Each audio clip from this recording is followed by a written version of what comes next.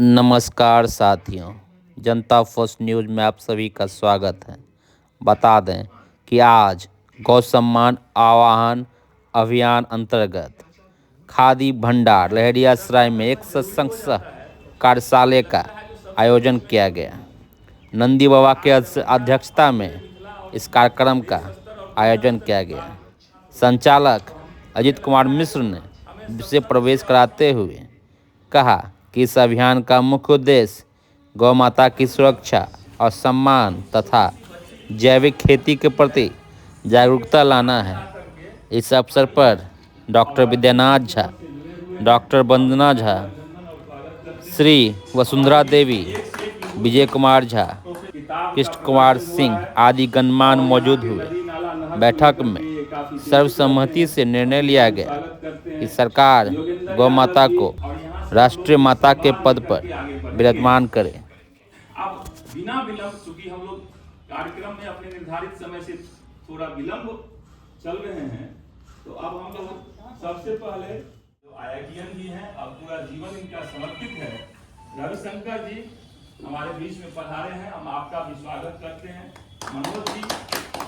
मनोज जी जो छत्र के साथ प्रत्येक अंगों की महिमा हमारे धर्म ग्रंथों में विस्तार से वर्णित की गई है। इतना तो कुछ बात फिर निश्चित हुआ कि कम से कम यह नितांत आवश्यक बात है, ये इन 5 बातों पर हम लोग चर्चा हिंदू समाज में करें। जैसा जिस चरणों में जो वहीं के तो चलो वहाँ का तो अनुकाई उस धूल की महिमा भी हमारे धर्म ग्रंथों में लिखी है, लेकिन उन्हीं भगवान के मल और मूत्र की महिमा किसी धर्म ग्रंथ में नहीं लिखी है। मैं कोई आपको नास्तिक बनाने नहीं आई हूँ या फिर मैं कोई चारवाक सिद्धांत की प्रचारक भी नहीं हूँ। मैं आपकी नजरों से भगवान की इज्जत कम करने नहीं आई हूँ, पर आप विचार करिए, जिन भगवान की इच्छा के बिना एक पत्ता भी टूट करके जमीन पर नहीं आता है, ऐसे भगवान के भी मलमूत्र की महिमा किसी वेद शास्त्र पुराण इत्यादि में लिखी वर्णित हमको नहीं मिलती। लेकिन अब बात अगर भगवती गौ माता की करें तो गाय माता के मलमूत्र यानी गोबर गोमूत्र की बात करें तो गाय माता के गोबर गोमूत्र की महिमा तो वेदों ने भी गाई होगी, शास्त्रों ने भी वर्णित की होगी, और 18 पुराणों में से तो एक पुराण भी ऐसा नहीं जिसमें गोबर गोमूत्र की महिमा ना लिखी।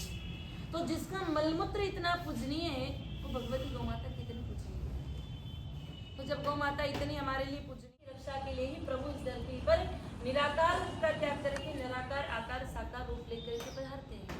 हमारे कन्हैया इस धरती पर उन्होंने जंगल में जाकर के गौ माताओं को चराया। आगे पैरों में जूते चप्पल नहीं पहले, क्यों? क्योंकि गौ माता को अपना इष्ट मानते हैं। तो जब हमारे ठाकुर जी गौ माता को अपनी इष्ट मानते हैं तो गौ माता तो हमारी माँ इष्ट है। फिर ऐसे में तो गौ माता हमारे लिए और अधिक पूजनीय है। ऐसी गौ माताओं की आज वर्तमान में क्या स्थिति है? हमारे पास में कई सारे मुद्दे हैं जिन पर हमको बात करनी परम आवश्यक है, लेकिन विचार करिए कि ये जो पंच अभी एक बात चल रही थी यहाँ पर, ये सब अगर पंच परिवर्तन समाज में आ गए और भारत भूमि पर 80,000 गौ माताएं जो आज वर्तमान समय में कट रही हैं, अगर वो इसी प्रकार कटती रहती हैं तो इन परिवर्तन से भी समाज में कोई परिवर्तन नहीं आए। 3 महीना 2.5 महीना इंतजार करने के बाद भी कार्य नहीं होता है, तो तीसरे चरण में 27 अक्टूबर 2026 को पुनः सारे अनुमंडल के, सारे जिला के कार्यकर्ता संतों ने इसके लिए आवाज सदैव उठाई है। हमारे देश के गौ भक्तों ने आवाज सदैव उठाई है, क्योंकि हमारे देश में आज वर्तमान में गौ माताओं की स्थिति कैसी, क्या आप नहीं जानते। आजादी से पहले हमारे यहाँ जब मुगलों का शासन था, 800 वर्षों तक मुगलों ने राज किया, मात्र उन्होंने इस धरती पर जाहिर में, जिसको प्रत्यक्ष में एक भी कत्लखाना हमारे यहाँ पर मुगलों के काल में नहीं खुला, जिन्हें उन्हें लाइसेंस दिया गया।